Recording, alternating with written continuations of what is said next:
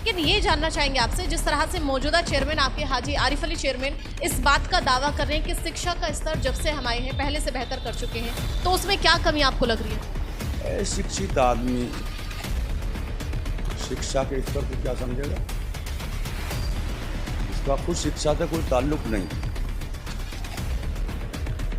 जो अपने नाम की स्पेलिंग नहीं बता सकता वो शिक्षा के बारे में बात करेगा। मैं सेंट्रल यूनिवर्सिटीज में एजुकेशन पाई हूँ। का विकास आपने कई बार इस लाइन को बोला है, समाज का विकास करें, तो समाज का विकास कैसे होगा? क्योंकि कुछ प्रत्याशी फिर से इस मैदान में उतरे हैं, तो उनको भी तो इतनी समझ हो कि समाज का विकास होता कैसे? समाज के विकास में सबसे पहले अपनी जेब में हाथ डालना पड़ेगा। डिमांड करने के लिए लखनऊ जाना पड़ेगा, 4 दिन लेटना पड़ेगा, 50,000 रुपये खर्च करके आना पड़ेगा। अपनी जेब में हाथ डालने वाला कोई नहीं है। दूसरे के तेल में, देसी बात में कहे, दूसरे के तेल में पूजा देखना, दूसरे के तेल में पूजा देखने वाले ये क्या विकास करेंगे, कैसे कर देंगे ये? अब तक जो भी चेयरमैन रहे उनका सब विकास मानते थे कि नाली खरंजे रास्ता बनवा दिया, ये विकास है। ये समाज का विकास कहाँ से हो गया? समाज को क्या दिया आपने? नमस्कार, स्वागत है आपका एसएस न्यूज़ में। मैं हूं आपके साथ सना चौधरी, और इस वक्त दासना नगर पंचायत के जो चेयरमैन पद के प्रत्याशी हैं डॉक्टर मुजाहिद हुसैन हमारे साथ में हैं। इलेक्शन का माहौल है, तो हर प्रत्याशी अपनी हर वो कोशिश कर रहा है कि जो चेयरमैनी का एक पद होता है, सुनहरी पद उसको कहें, उनके हाथ में वो आ जाए। लेकिन हाथ में आने के बाद क्या क्या काम करने वाले हैं, क्या क्या योजनाएं अपने मन में सोचे हुए हैं, वो तमाम जानकारी आप तक पहुँचाएंगे। तो सबसे पहले आपका स्वागत है एसएस न्यूज़। शुक्रिया। तो मुजाहिद जी, आपसे जानना चाहेंगे, जैसे सुना है आपके बारे में, तो सबसे पहले नाम से पहले डॉक्टर लग जाता है, तो यानी कि आप डॉक्टर रहे हैं, तो पहले डॉक्टर के बारे में थोड़ा सा। मैंने असल में 76 में हाई स्कूल किया, उसके बाद 77 में एएमयू से पीयूसी किया, फिर रुझान मेडिकल लाइन का बना, मैं वापस गाज़ियाबाद आ गया, यहाँ से इंटरमीडिएट किया, और मेरिट के आधार पर हमारा एडमिशन करोल बाग में जो हकीम अजमल खान ने फाउंडेड किया था कॉलेज आयुर्वेदिक यूनानी तिब्बिया कॉलेज, उसमें 80 में एडमिशन ले लिया मैंने। 86 में बीओएमएस फाइनल किया दिल्ली यूनिवर्सिटी से। ये मेरी एजुकेशन बैकग्राउंड है। एजुकेशन बैकग्राउंड बहुत अच्छा रहा है, डॉक्टर रहे हैं आप, लेकिन अब एक माहौल थोड़ा आपने बदल दिया है, राजनीति की तरफ आप चल रहे हैं, तो राजनीति में आने का क्या विचार है? मतलब ऐसा क्यों सोचा? एक डॉक्टर लाइन इस आज के वक्त में काफ़ी अच्छी मानी जाती है, लेकिन आप डॉक्टरी लाइन को छोड़ के राजनीति में आना चाह रहे हैं। मैं 86 के बाद में मैंने दिल्ली में क्लिनिक किया। क्लिनिक भी मैं एक टाइम करता था इवनिंग का, बस अच्छी खासी प्रैक्टिस थी, लेकिन फैमिली की जिम्मेदारियां, कुछ प्रॉपर्टी की झंझट इतने बढ़े और कुछ समाज से दूरी बनी, इस वजह से मुझे प्रैक्टिस बंद करनी पड़ी। और जहाँ तक समाज का ताल्लुक है, तो समाज सेवा या पॉलिटिक्स में हमारा घराना हमेशा से रहा है, एक्टिव पॉलिटिक्स में। 77 में ही मैं यूनिवर्सिटी से ही जनता पार्टी की लहराई थी, तो मैं उसमें एक्टिव हो गया था।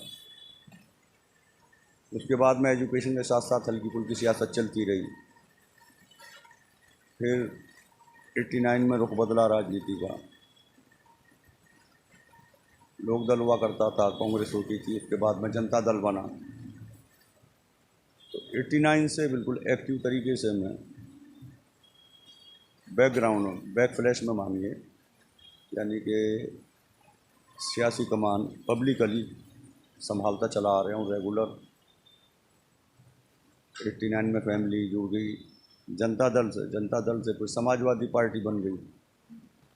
93 में समाजवादी पार्टी मैंने उस टाइम ज्वाइन कर ली थी जब समाजवादी पार्टी बनी थी, चंद्रशेखर अध्यक्ष हुआ करते थे। उसके बाद चौधरी अजीत सिंह अध्यक्ष बने। फिर समाजवादी पार्टी की गवर्नमेंट आ गई, तो जो घर के फैमिली मेंबर्स थे, हमारे सीनियर बड़े भाई, उन्होंने जनता दल छोड़ के, जब मुलायम सिंह गवर्नमेंट आ गई तो समाजवादी में आ गए। तो समाजवादी में तो मैं पहले से एक्टिव था। उसके बाद में की बातें करें तो पहले से ही शौक है राजनीति? पहले से ही 77 से ही। 77 में एक एंटी कांग्रेस लहर आई थी जनता पार्टी की। उस टाइम में पीयूसी कर चुका था, यानी कि पी यूनिवर्सिटी कोर्स एएमयू से। एएमयू में बहुत बड़े पैमाने पर राजनीति जिस टाइम आरिफ मोहम्मद खान वगैरह वहीं से निकले, आजम खान वहीं से निकले हैं। पॉलिटिकली एक्टिव जहन तो तभी से था। चलिए, राजनीति में आने का क्या उद्देश्य है आपका वो आप बता चुके हैं, लेकिन ये जानना चाहेंगे जैसे कि डासना की बातें कर रहे हैं हम, डासना चेयरमैन रहे हैं, हाजी आरिफ अली चेयरमैन रहे हैं और इस बार भी तैयारी कर रहे हैं और भी बहुत सारे प्रत्याशी हैं जो मैदान में उतर चुके हैं। तो आपने जो ये इरादा बनाया है चेयरमैनी का, तो क्या क्या मुद्दे लेकर उतर रहे हैं आप? मुद्दे तो मेरे, जिस पर मैं सियासत में नहीं, समाज सेवा मेरा काम रहा। प्रैक्टिस मैंने छोड़ दी। प्रैक्टिस छोड़ने की मेन वजह, प्रॉपर्टी तो मैनेज में कर सकता था, एक टाइम की इवनिंग का क्लिनिक करता था, उसकी समाज सेवा भी एक वजह रही है। वरना कोर्ट वगैरह तो दोपहर तक होती है, शाम तक। मेरा क्लिनिक 5 बजे से 9-10 बजे तक का होता था। समाज सेवा की बिना पर ही मैंने क्लिनिक बंद किया। उसके बाद मैं पॉलिटिकल घराने से बिलोंग करता हूँ। बड़े भाई 3 बार चेयरमैन रहे यहाँ पे। समाजवादी में 18-19 साल जिला अध्यक्ष रहे हैं। तो लोकली जितने भी इलेक्शंस हुआ करते थे, चेयरमैनी के हों, विधानसभा हो, लोकसभा हो, इन सबको ऑर्गेनाइजर में ही होता था। तो मेरा पास तो 5 साल बिजी रहने का एक काम था, समाज से जुड़े रहना, हल्के फुल्के अपनी हैसियत के हिसाब से समाज सेवा भी करता ही रहता था मैं। तो उसका फ़ायदा आज मुझे नज़र आ रहा है, दिख रहा है। बड़े भाई का जिक्र क्या है? 3 साल चेयरमैन रहे हैं, तो नाम जानना चाहेंगे। बड़े भाई मेरे चौधरी साजिद हुसैन। अच्छा, मतलब आपके बड़े भाई हैं, चेयरमैन भी रहे हैं और उसके बाद आप तैयारी कर रहे हैं चेयरमैन की। मतलब उन्होंने को मतलब समझ है इस चीज़ की, राजनीति की समझ है, क्योंकि 3 बार जो है डासना में चेयरमैन भी रहे हैं। तो आपको क्या लगता है उन्हीं के पीछे मेहनत करनी चाहिए थी आपको? इलेक्शन लड़े उन्होंने 6 में 3 इलेक्शन जीते, 3 हारे। जीतने की पोजीशन ये बनी, एक बार जीत गए, एक बार हार गए, एक बार जीत गए, एक बार हार गए। तो कुछ अपने एफर्ट्स का वोट, कुछ हमारे एफर्ट का वोट, कुछ उन्हें पिछले जो चेयरमैन रहा उसका नेगेटिव वोट उन्हें मिला। रेगुलर 3 बार मतलब जीत नहीं हुई कि आज योजना ये जीती, अगली भी रेगुलर जीत लेते हैं। तो मोस्टली नेगेटिव वोट और मैनेजमेंट सारा मेरे हाथ में होता था। अब रहा सियासत में आने का मैटर। जो इश्यूज मेरे होते थे, वो तो एजुकेटेड होने की बिना पर मैं देखता था अपना कस्बा एजुकेशन में पिछड़ा हुआ है, हेल्थ में पिछड़ा हुआ है, सफाई में, इन चीज़ों में जो इश्यूज मैं रखता था, उन चीज़ों पर अमल नहीं होता था। अब मैंने सोचा कि कोई और तो अमल कर नहीं रहा, और उसे किसी से क्या उम्मीद थी जिनसे कोई इशू मैंने कभी रखे नहीं। जिनसे इशू रखे, जिन्हें इलेक्शन लड़ाया, कभी उन्होंने उन इश्यूज़ को फॉलो नहीं करा, लागू करने की उन्होंने कोशिश नहीं करी। या तो उन्हें क्या वजह थी, इन्फीरियरिटी में थे, क्या था? शायद ये सोच रही हो कि भी इसकी तजवीज़ पर अमल कर लिया तो शायद इसकी इमेज बिखर जाएगी। जो भी रहा हो, मैं एलिगेशन नहीं लगा रहा कुछ। बहरहाल जो इशू, जो मेरी तमन्ना थी, जो मेरी ख्वाहिश थी पब्लिक के लिए, अपने कौम के लिए, लोगों के लिए काम करने के लिए, अपने डासने के माशरे के लिए, वो काम औरों की सपोर्ट में मैं नहीं कर पा रहा था, ना मेरे एजेंडे पर कोई काम कर रहा था। अपने एजेंडे पे काम करने के लिए मैंने खुद फैसला किया कि क्यों ना मैदान में मैं खुद ही आऊँ। इसलिए मैं खुद मैदान में आया। रहा इस टाइम समाजवादी पार्टी में मैं कार्यकारिणी का, जिला कार्यकारिणी, प्रदेश कार्यकारिणी का मेंबर रहा हूँ लंबे टाइम तक। बड़ा कोई एक्टिव पद मैंने लिया नहीं कभी, वरना पदों के लिए मेरे कोई दिक्कत नहीं थी। समाजवादी पार्टी गए वक्त की पार्टी हो चुकी है और ना समाज के लिए काम करती, पर्टिकुलर एक कौम के लिए काम करती है। वो सब जानते हैं समाजवादी के दौर में कौन पनपा है, कौन डाउन गया। बहरहाल मुसलमान तो डाउन ही गया। तो फ्यूचर की पार्टी मानते हुए बहन मायावती की पार्टी मैंने ज्वाइन करी। उनका विज़न भी है, सबसे पहला तो विज़न माननीय काशीराम जी का है, बहन मायावती का है, सर्वजन हिताय सर्वजन सुखाय। और जो उनकी हुकूमत रही है उसमें गरीब पसमानदा तबकात को फ़ायदा मिला है, उनके लिए काम किया है बहन जी ने। उस विज़न को देखते हुए मैंने पहले पार्टी कैडर होना चाहिए, बसपा ज्वाइन की और अपना टारगेट फिक्स किया कि क्यों अपने एजेंडे पर काम करने के लिए क्यों ना खुद चेयरमैनी में मैं हाथ पार मारूं, कोशिश करूं। अगर पब्लिक नवाजती है तो पूरे तरीके से करूंगा जब अधिकार क्षेत्र में होगा, और ना तो समाज सेवा जितना मैं करता रहा हूं करूंगा, वो मैं आज भी कर रहा हूं। अभी मैंने अपने पैसे से जनसेवा केंद्र चलाया हुआ है। जो डॉक्यूमेंट इनकरेक्ट हैं, स्पेलिंग मिस्टेक्स है, डेट ऑफ बर्थ में दिक्कत है, लोगों पर डॉक्यूमेंट्स नहीं हैं, मसलन पैन कार्ड से लेकर आधार कार्ड तक तमाम चीज़ें अपनी पोस्ट पे फ्री सर्विस दे रहा हूँ। और ये मैंने वादा किया कि अपना सेंटर मेरा 1 साल तक चलेगा, मैं हारूँ या जीतूँ, फ्री में चला रहा हूँ। जितने भी डॉक्यूमेंट्स हैं सबको उन्हें सही कर दुरुस्त कराऊँगा, जिन पर नहीं है उन्हें बनवाऊँगा, बन रहे हैं, रेगुलर चल रहा कैंप मेरा।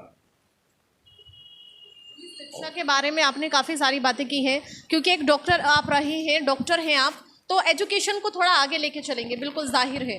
लेकिन ये जानना चाहेंगे आपसे, जिस तरह से मौजूदा चेयरमैन आपके हाजी आरिफ अली चेयरमैन इस बात का दावा कर रहे हैं कि शिक्षा का स्तर जब से हम आए हैं पहले से बेहतर कर चुके हैं, तो उसमें क्या कमी आपको लग रही है? शिक्षित आदमी शिक्षा के स्तर को क्या समझेगा?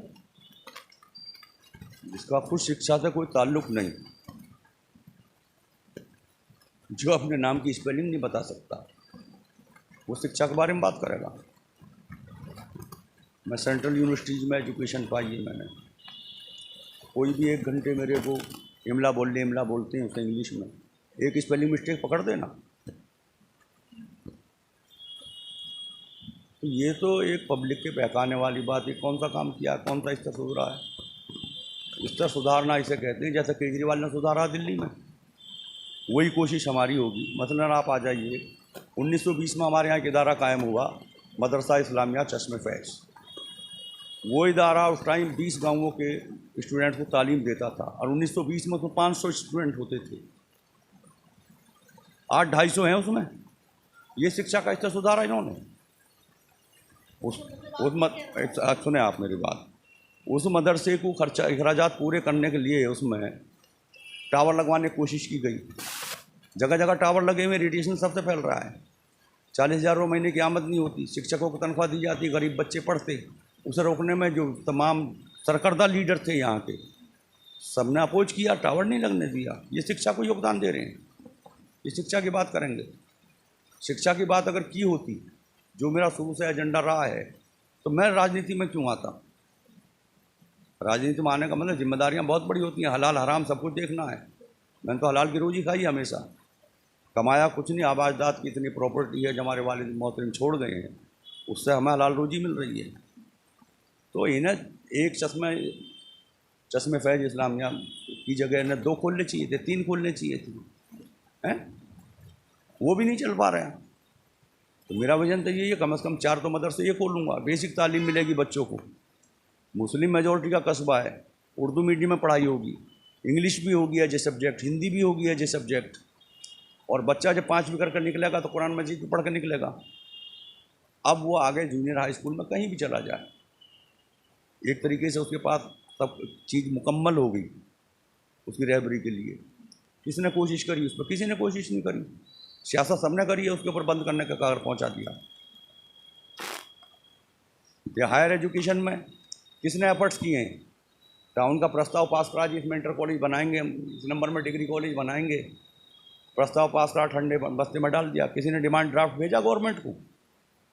कोई नहीं भेज पाया। कौन भेजता? इंटरफेल तो ऊपर कोई चेयरमैन ना हुआ यहाँ पे। जिसकी खुद की एजुकेशन नहीं हो, क्या किसी को एजुकेशन देगा? क्यों सोचेगा वो? किसने किया काम? किसी ने नहीं करा। वादे इरादे तो आज तक भी वो कर रहे हैं। उन्होंने वादे किए हैं कि शिक्षा को लेके हमने काम किया है। कुछ ऐसे स्कूलों के नाम भी उन्होंने गिनाए हैं कि उनमें हमने काम किया है, जाके देख लीजिए। मतलब इस तरह का पक्का वादा वो करते हैं। तो आप उन वादों को खोखला कह रहे हैं? वादे, शिक्षा समिति का चेयरमैन ग्रेजुएट पोस्ट ग्रेजुएट होना चाहिए था, जो शिक्षा के स्तर को देखता। 5th क्लास के बच्चे को ये चेक करेगा क्या पढ़ रहा है, तभी तो टीचर से पूछेगा भी क्या पढ़ाया तुमने। तो ये चीज़ आपकी तब समझ में क्यों नहीं आई जब आपने अपने बड़े भाई को 3 बार इलेक्शन की तैयारी कराई, उनको जितवाया? तब भी तो आपको ये समझ होनी चाहिए कि हमारा भाई भी जो है पढ़ा हुआ होना चाहिए। हमारे वालिद साहब का इंतकाल इतनी कम उम्र में हो गया था, मैं 6-7 साल का था। हमने बड़े भाई को बाप की नज़र से देखा।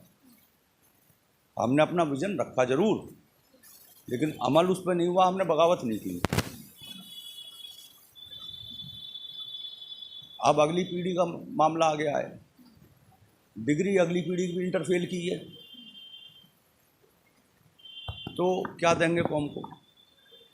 मुझे खुद अपने बच्चों से परेशानी हुई है। मैंने अपने बच्चों को इस्लामिया मदरसे में पढ़ाया सिर्फ इसलिए कि मुस्लिम है, अपना कल्चर सीख ले पहले। लेकिन बाद में एजुकेशन उनकी मुकम्मल कराने के लिए मुझे डासना छोड़ के गाज़ियाबाद जाना पड़ा। अभी भी लोग एलिगेशन लगा रहे हैं, चेयरमैन क्वांटम ऑफ गाज़ियाबाद मकान तैयार करा रहा हूँ, जल्दी जल्दी हो जाए, शिफ्ट कर जाऊँ इलेक्शन से पहले।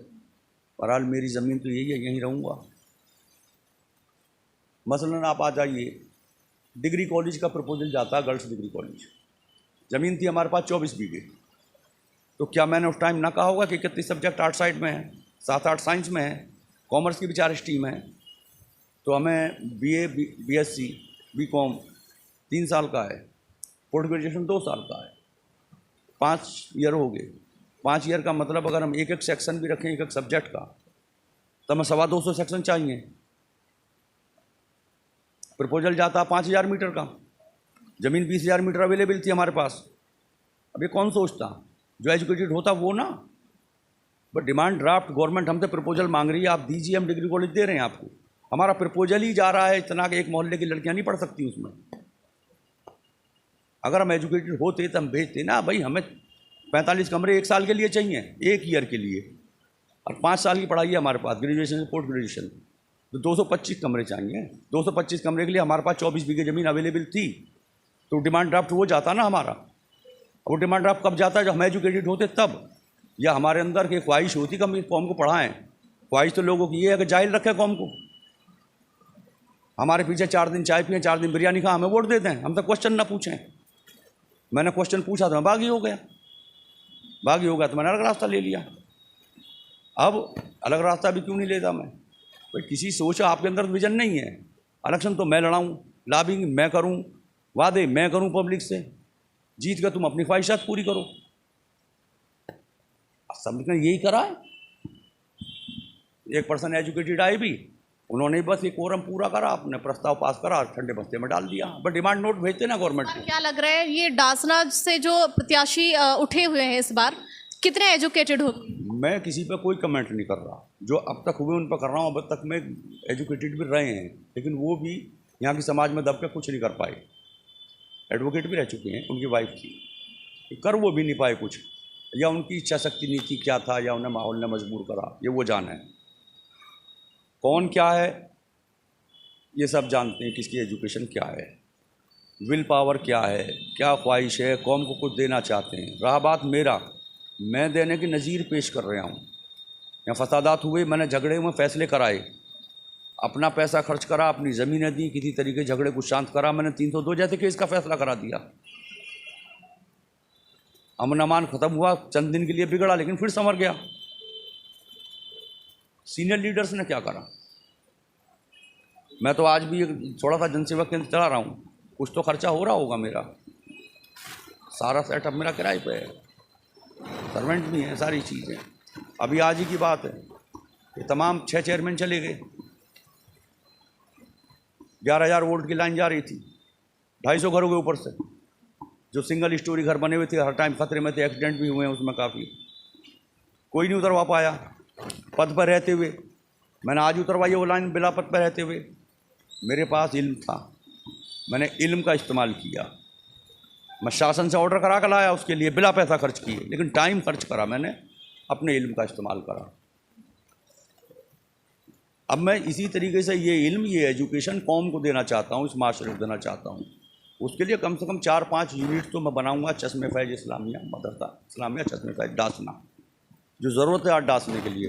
इसमें से जो बच्चे निकलेंगे, उर्दू वो पढ़े हुए होंगे, अरबी वो पढ़े हुए होंगे, इंग्लिश वो पढ़े हुए होंगे, हिंदी वो पढ़े हुए होंगे। अब इंटर कॉलेज में जाएंगे, इंटर कॉलेज हमारे पास है, आगे मैं वसत पैदा करेगा, मैं उस चीज़ पर नहीं जाऊँगा, ज़मीन कहाँ से पैदा करूँगा, उस इशू को मैं नहीं छेड़ रहा। सब जानते हैं, डांसने के लोग सब जानते हैं ज़मीन कहाँ से कैसे पैदा होगी, ज़मीन हो जाएगी। वो इंस्टीट्यूट भी इंशाल्लाह मैं लाऊंगा।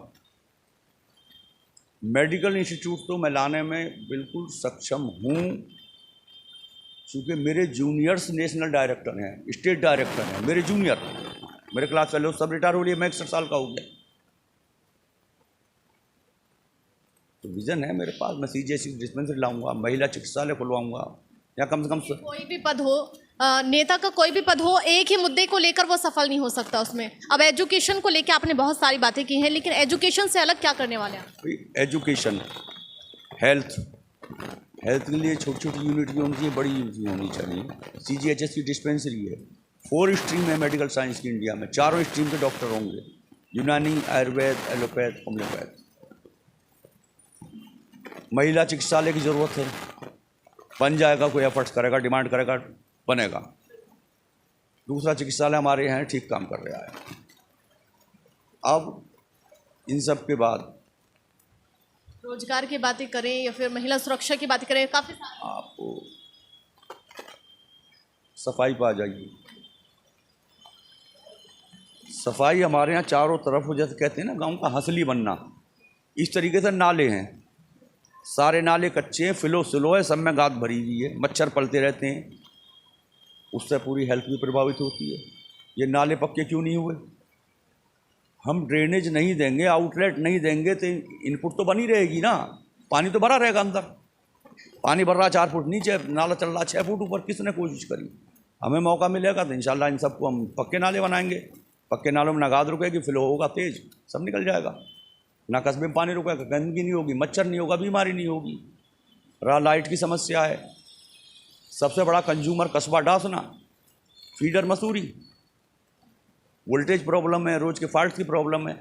इस कस्बे में जो ऐतिहासिक कस्बा है, सहारनपुर जिले की तहसील रही, मेरठ की तहसील रहा ये, आज ये चलो ठीक है डेवलपमेंट के हिसाब से गाजियाबाद जिले में की तहसील भी नहीं है ये, तो इसमें क्या ये चीज़ नहीं होनी चाहिए थी? बिजली का फीडर अपना नहीं होना चाहिए था? बिजली का फीडर अपना होगा, लाइट मिलेगी, मजदूर भी सुकून से सोएगा, स्टूडेंट भी सुकून से पढ़ेगा, सुकून से सोएगा, तो फुल एनर्जी यूज करेगा ना। अब रात को सो रहे 11 बजे नींद आई, 12 बजे लाइट भाग गई, या वोल्टेज डी में पंखा घूम रहा, अपना पे हवा दे रहा, बस नीचे कुछ है नहीं, तो कौन सोएगा सुकून से? रहा रोजगार का मैटर, रोजगार तो मैंने कहा विल पावर की ज़रूरत है। हमारे यहाँ इंडस्ट्रीज इस टाइप की मौजूद हैं जिनमें बंगाल तक के लोग मजदूरी कर रहे हैं। हमारे पास माशरे में 70% मजदूरी तो है। अगर हम कोशिश करते हमारे एरिया में, हम तो रिक्वेस्ट करते भाई हमारे आदमियों को रख लो, कोई तनख्वाह न दो, उसी तनख्वाह में तुम्हारा काम करेंगे। एक तो पहुंचा ही नहीं वहाँ पे, 4-5 हज़ार आदमी तो हम इन कंपनियों में एडजस्ट कर देंगे। जो 15,000 से 18,000 20,000 रुपये कमाएगा, मजदूरी कर रहे हैं, बेलदारी कर रहे हैं, 450 रोज की, 450 रोज की, 8 दिन लगी 4 दिन ना लगी, वहाँ महीने के बंदे 15,000 आएंगे, 18,000 आएंगे, तो घर परिवार अच्छा चलेगा, बच्चों को पढ़ा पाएगा अपनों को। ये जानना चाहेंगे आपसे, जो आपके मौजूदा चेयरमैन रहे थे, 5 साल का जो विकास कार्य था उनका, तो उसमें ऐसी क्या कमी आपको लगी जिसको देख के आपको ये लगता है कि मैं पूरी करूंगा इसको आके? यानी कि आपने भी तो इरादा बनाया ना चेयरमैन का।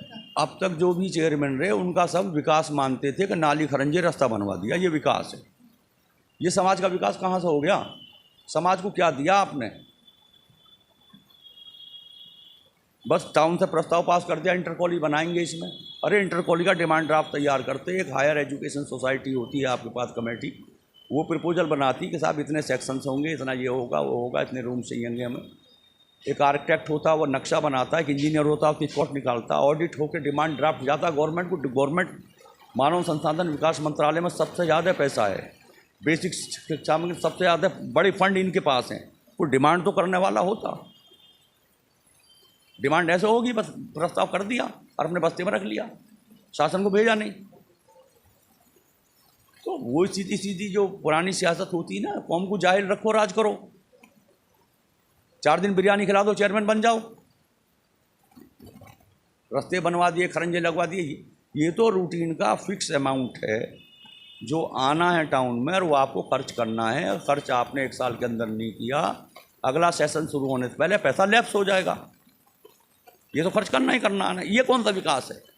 विकास आप समाज का विकास करते, आप लोग इतने इतने जिम्मेदार। अब क्या है डासने में, हर गली चौराहे पर नुक्कड़ पर पुलिस का चेक इन हो रहा। लड़का घर से आया दूध लेने के लिए, बाइक का फोटो खींचा, चालान हो गया। ये आतंक के समाज नहीं रोक सकता, ये इसे हम रोकेंगे। बट चेक इन करना आप हाईवे पर करिए, आप कस्बे गलियों में चेक इन करेंगे।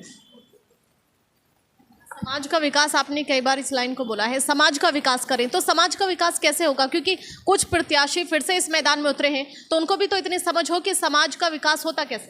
समाज के विकास में सबसे पहले अपनी जेब में हाथ डालना पड़ेगा। डिमांड करने के लिए लखनऊ जाना पड़ेगा, 4 दिन लेटना पड़ेगा, 50,000 रुपये खर्च करके आना पड़ेगा। अपनी जेब में हाथ डालने वाला कोई नहीं है। दूसरे के तेल में, देसी बात हम कहें, दूसरे के तेल में पूजा देखना, दूसरे के तेल में पूजा देखने वाले ये क्या विकास करेंगे, कैसे कर देंगे? ये अभी एक साजिश के तहत हमारे भांजे को फंसाया। हम रूलिंग पार्टी में तो है नहीं, एसडीएम ने 8 दिन का रिमांड बना दिया। हम यहाँ नहीं थे, हम इस लाइन की हटवाने के चक्कर में लखनऊ थे।